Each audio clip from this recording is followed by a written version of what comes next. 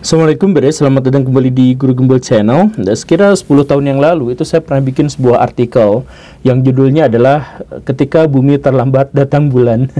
Saya mohon maaf, bukan tendensi pada satu gender tertentu, cuman judul itu memang dipilih untuk menarik rasa kepenasaranan orang lain. Intinya sebenarnya juga nggak jauh-jauh amat dari siklus bulanan itu, tetapi bulanan yang dimaksud tentu saja tidak secara harfiah bulanan gitu. Jadi maksudnya bumi itu kan memiliki medan magnet, dan medan magnet itu memiliki kutub, dan kutub itu luar biasanya setiap 200.000 tahun sekali secara rata-rata itu akan bertukar posisi. Jadi kutub utara akan berubah menjadi kutub selatan, dan begitu pun sebaliknya.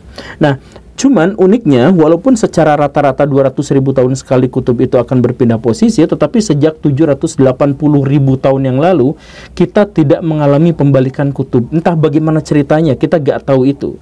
Jadi kutub utara tetap ada di utara, medan magnetnya kutub selatan tetap ada di selatan. Ya, walaupun ada pergeseran-pergeseran, tetapi tetap ada di utara dan di selatan, dan tidak ada perubahan. Kenapa harus 780.000 tahun yang lalu? Apakah itu terkait dengan kemunculan manusia modern? Jadi ketika manusia modern muncul, maka siklus itu dihentikan. Kenapa seperti itu? Kalau misalkan ngambil cocok loginya itu adalah bahwa kalau utara pindah ke selatan, selatan pindah ke utara, berarti barat pindah ke timur, timur pindah ke barat, kan begitu kan logikanya. Dan karena seperti itu, maka dikala itu berbalik, maka matahari akan terbit di arah barat dan akan tenggelam di arah timur. Jadi tentu saja Baraya tidak asing dengan cerita semacam ini. Nah, jadi kalau dicocokkan, apakah ini memang identik dengan ketika manusia muncul di bumi, maka siklus itu dihentikan dan akan menjadi sesuatu yang misterius, dan para ilmuwan sampai sekarang pun pada akhirnya tidak bisa memprediksi kapan itu akan terjadi gitu. Ada beberapa ilmuwan yang mengatakan bahwa kita sekarang sedang dalam upaya pembalikan itu, walaupun durasinya lama sekali. Ada yang mengatakan dalam kurang dari 100 tahun pembalikan itu bisa saja terjadi. Jadi bagaimana ini ceritanya? Dan sekitar 2 hari yang lalu sebelum video ini dibuat, saya dibuat kaget karena waktu saya membelikan kompas untuk anak saya bermain dengan kompas magnet. Ternyata si kompasnya itu bukan mengarah ke arah utara jarum merahnya itu, tetapi selalu ke arah selatan. Sampai sekarang saya juga tidak tahu apakah kutub bumi memang sudah bergeser, sudah berputar. Silakan Baraya cek di kompas masing-masing, karena mungkin ini adalah sebuah pertanda yang sangat tidak baik. Simak videonya sampai tuntas, yuk kita bahas.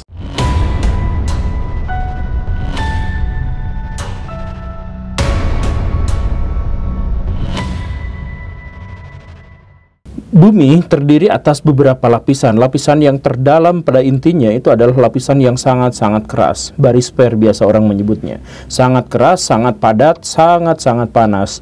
Tetapi dia dilingkupi oleh benda yang lebih kental, tetapi cair cuman kental, dan kepanasannya juga tidak terlalu seperti yang ada di tengah. Kemudian dikelilingi lagi oleh lapisan yang lebih cair lagi dan suhunya lebih dingin lagi, begitu seterusnya sampai di permukaan bumi yang sepenuhnya sudah tidak lagi panas, tetapi sudah sesuai dengan kondisi tempat tinggal makhluk hidup.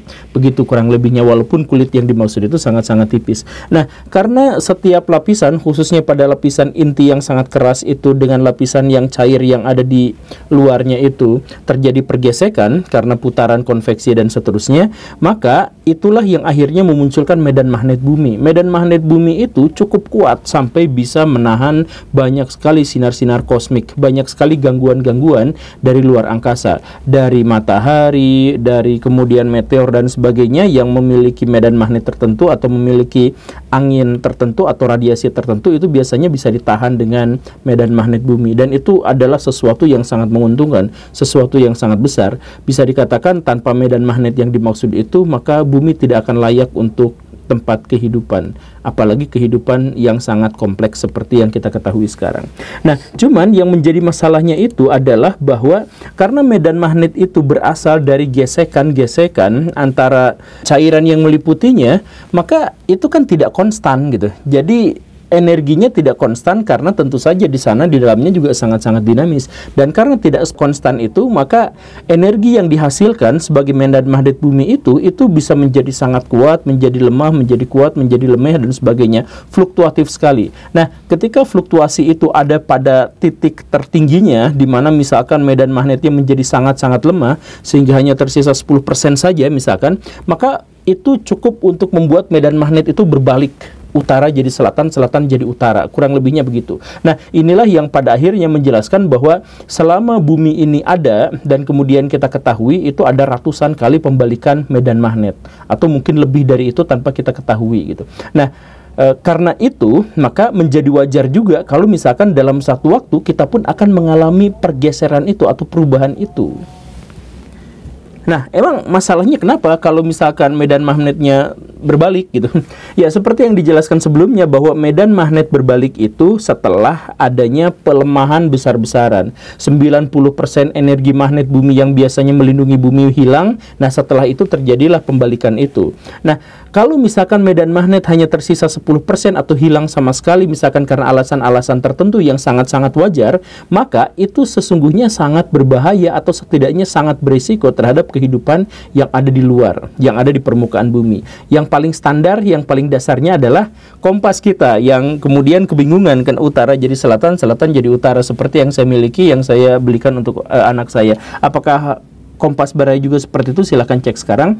Itu yang pertama. Yang lebih beratnya lagi adalah bahwa hewan-hewan mungkin juga akan mengalami kematian massal, khususnya hewan-hewan yang bermigrasi, burung atau salmon, atau yang dekat-dekat dengan kita, kucing. Itu kan adalah hewan-hewan yang memiliki kemampuan navigasi yang sangat luar biasa, yang diduga atau hampir dipastikan itu gara-gara kemampuan mereka dalam mengetahui medan magnet bumi, utara, selatan, timur, barat, dan sebagainya. Itu kan mereka tahunya dari situ.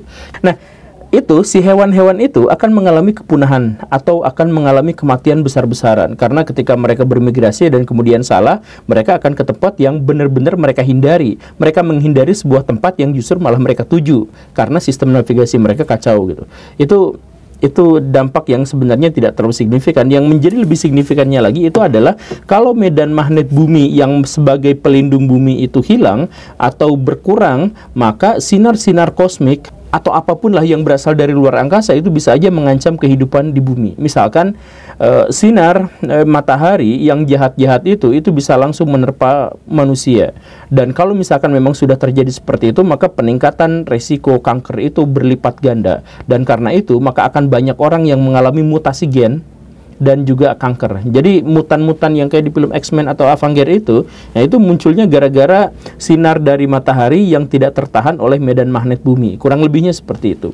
Dan itu dampaknya tentu saja sangat buruk. Tetapi ini sebenarnya cukup bisa diperdebatkan, karena sampai sejauh ini para ilmuwan masih belum menemukan bukti-bukti yang cukup memadai untuk menyebut bahwa selama terjadinya pergeseran di masa lampau itu apakah dia menyakiti makhluk hidup atau tidak, atau berpengaruh terhadap makhluk hidup atau tidak. Nah, itu belum jelas. Nah, yang paling benar-benar mengkhawatirkan sebenarnya bukan hanya itu. Yang paling mengkhawatirkan itu adalah kalau ya ada dua kebetulan yang memang ada dalam satu tempat. Misalnya, kalau medan magnet bumi lagi surut-surutnya atau bahkan hilang sama sekali, dan itu wajar, kemudian di waktu yang bersamaan terjadi badai matahari, maka yang dampaknya itu adalah seluruh medan listrik di bumi, di permukaan bumi, itu akan hilang atau akan rusak sama sekali.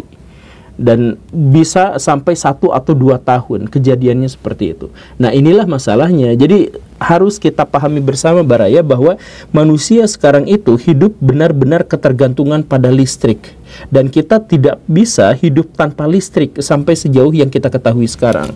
Jadi memang sih kemarin ada, misalkan Sisi Terang pernah bikin video bahwa seandainya listrik mati dalam waktu 1 tahun, maka terjadi kerusuhan begini, kemudian akan pulih dalam 10 tahun berikutnya gitu ya. Kemudian ada juga film Jepang yang Survival Family gitu kalau nggak salah, itu menceritakan ketika listrik mati sama sekali, maka orang-orang bisa bertahan hidup ketika mereka datang ke pedesaan gitu. Itu semuanya konyol semua ya. Maksudnya saya mohon maaf bukan menuding bahwa film-film itu bermasalah, cuman bagi saya itu benar-benar kurang klop betul. Karena gini Baraya, manusia itu sekarang benar-benar ketergantungan pada listrik, pada energi apapun yang direkayasa oleh teknologi kita. Artinya apa? Kalau misalkan mau disebut 90% orang akan meninggal kalau sekarang kita kehilangan listrik. Kenapa bisa 90% itu? Kita mulai dari logika yang sangat sederhana.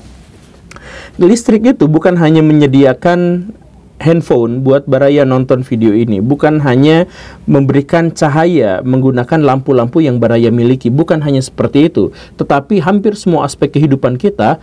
Pasokan makanan kita misalkan, faktanya adalah pasokan makanan kita itu ada di satu tempat, kemudian diolah di tempat yang lain, dan kemudian diberikan kepada kita yang juga ada di tempat yang lain. 3 tempat yang berbeda ini harus dihubungkan dengan jalur transportasi yang baik, dan tidak ada satupun jalur transportasi yang kita kenal sekarang yang bisa menyampaikan satu tempat ke tempat yang lain bahan konsumsi itu yang tidak membutuhkan listrik. Bahkan mobil, kereta, pesawat, semuanya kan menggunakan listrik. Jadi kalau misalkan listriknya hilang, maka satu tempat akan kepenuhan makanan sampai membusuk, dan di tempat lain orang-orang mati kelaparan gara-gara tidak menemukan sumber makanan. Itu faktanya. Atau kalau misalkan kita melihat yang lainnya, di belahan dunia utara, termasuk di Rusia, di Norwegia, dan sebagainya, ada lebih dari 100 juta manusia, lebih dari 100 juta manusia yang hidup di wilayah yang seharusnya tidak mungkin bisa mereka tinggali karena terlalu dingin. Tetapi gara-gara teknologi manusia zaman sekarang bisa bikin penghangat lah, bisa bikin rumah sakit apa dan sebagainya, maka sampai sekarang mereka bisa dihuni secara permanen oleh manusia. Baraya datang jalan-jalan ke Tromsø misalkan, salah satu kota yang ada di utara yang benar-benar ekstrim. Nah, itu hanya bisa ditinggali ketika manusia bisa merekayasa energi. Sekarang energi listriknya dihilangkan sama sekali, maka akan setidaknya 100 juta orang di sana meninggal kedinginan dalam waktu beberapa jam saja tanpa penghangat. Kan begitu. Begitupun dengan pasokan air. Pasokan air itu kita itu kan dari luar gitu. Kita nggak ngambil dari sungai yang sudah tercemar. Sekarang nggak kan, kita dari mana-mana gitu. Apa-apa listrik, rumah sakit dan sebagainya itu semuanya menggunakan listrik. Dan kita bisa bilang bahwa bumi layak huni tanpa rekayasa teknologi itu hanya maksimal banget, daya tampungnya hanya 1 miliar saja. Sekarang sudah lebih dari 8 miliar, jadi pikirannya adalah 7 miliar berikutnya akan hilang nyawanya karena tidak bisa bertahan hidup tanpa energi-energi yang kita rekayasa sekarang. Nah, itulah yang paling dikhawatirkan oleh para ilmuwan. Seandainya sekarang sedang terjadi pembalikan medan magnet bumi, yang itu berarti sebelum atau sesudahnya itu akan terjadi penghilangan dulu medan magnet bumi itu, dan bumi tidak memiliki perisai apapun terkait dengan itu, dan kemudian datanglah badai matahari yang memang setiap hari juga sebenarnya menerpa. Nah, maka manusia peradabannya akan musnah, akan hilang. Seluruh teknologi yang kita kenal sekarang tidak akan bisa digunakan, dan 90% manusia dikhawatirkan akan meninggal. Dan sayangnya itu juga bukan sesuatu yang paling mengerikan. Ada yang lebih mengerikan dari itu, yaitu apa? Ketika medan magnet bumi itu hilang, maka ada potensi badai matahari itu akan menyapu atmosfer kita sampai habis tidak bersisa atau tersisa sangat sedikit. Dan jangan remehkan kemungkinan ini, karena Mars kejadiannya seperti itu. Mars itu 3-4 miliar tahun yang lalu itu penuh dengan kehidupan, ada lautannya, ada apa. Tetapi karena mereka adalah planet batuan dan ukurannya terlalu kecil, maka medan magnetnya juga tidak terlalu besar. Ketika ada satu badai matahari tertentu, maka itu akan meniup atmosfer mereka sampai hilang sama sekali, sampai seperti yang kita kenal sekarang. Nah, bisakah itu juga terjadi pada bumi? Ketika bumi lagi lemas-lemasnya, terjadi badai matahari, dan semua atmosfer kita akan tertiup, hilang semuanya. Jadi oksigen untuk bernapas kita hilang. Bayangkan apa yang terjadi, seluruh kehidupan bumi akan benar-benar musnah. Apakah skenario ini bisa dicocokkan dengan skenario agama yang tadi itu? Bahwa ketika utara menjadi selatan, maka barat menjadi timur, dan matahari akhirnya terbit di barat. Dan ketika itu terjadi, maka bisa saja ada badai matahari yang menghembuskan seluruh atmosfer kita sehingga hilang sama sekali, atau memercikan gelombang elektromagnet tertentu yang merusak seluruh listrik kita, dan kemudian akhirnya kita tidak bisa lagi mempertahankan kehidupan kita. Atau misalkan menghasilkan kanker yang sangat-sangat parah dan sangat-sangat mematikan, justru ketika listrik di rumah sakit tidak bisa dihidupkan. Nah, ini kan sebenarnya skenario-skenario yang bisa dicocokkan gitu. Kalau misalkan Baraya mau atau iya atau tidak, ya silakan saja. Cuman saya ingin memberikan penjelasan bahwa para ilmuwan sampai sejauh ini masih berdebat. Bukan berdebat apakah itu akan terjadi atau tidak, karena itu pasti akan terjadi. Cuman para ilmuwan berdebat hebat itu terkait dengan apakah itu benar-benar berbahaya buat makhluk hidup di bumi atau tidak. Seperti yang tadi dijelaskan bahwa medan magnet bumi itu bisa saja hilang dan itu adalah sebuah kepastian. Tetapi apakah hilangnya itu misalkan bersamaan dengan kondisi-kondisi tertentu di luar sana yang mengancam bumi atau tidak? Nah, itu kan adalah masalah yang lain. Itu yang pertama. Kemudian yang keduanya itu adalah apakah perubahan itu terjadi dalam waktu yang serentak atau dalam waktu yang cukup lama. Sebagian besar para ilmuwan, khususnya juga yang disewa oleh NASA, itu menyebutkan bahwa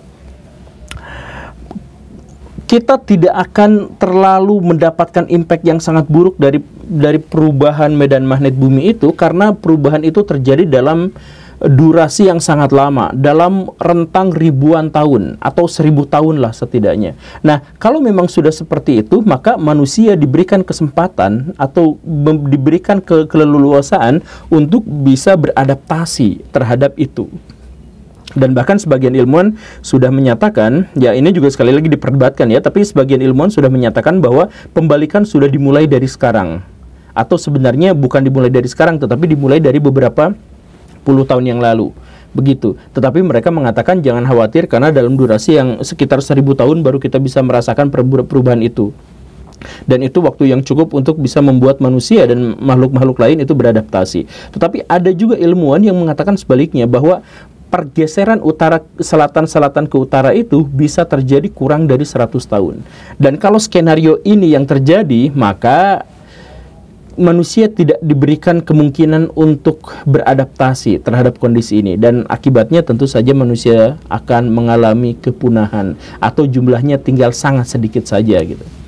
Jadi bagaimana dong, apakah ini hanya nakut-nakutin atau gimana? Ya saya nggak nakut-nakutin, saya bilang tadi para ilmuwan juga berdebat terkait dengan hal ini, terkait impactnya terhadap kehidupan gitu. Cuman maksud saya, bukankah Baraya lebih baik berpengetahuan daripada Baraya sekarang kurang berpengetahuan? Karena dengan pengetahuan artinya Baraya mendapatkan solusi yang lebih atas pertanyaan-pertanyaan seperti ini. Bukan hanya sekedar Baraya tahu apakah sesuatu itu akan terjadi, tetapi bagaimana cara Baraya bisa mengantisipasi masa depan. Itulah faedah dari pengetahuan. Jadi terus-teruslah untuk mencari pengetahuan dan jangan menjadi orang yang sombong untuk menolaknya. Terima kasih karena sudah menyimak. Saya Guru Gembul Joget. Assalamualaikum warahmatullahi wabarakatuh.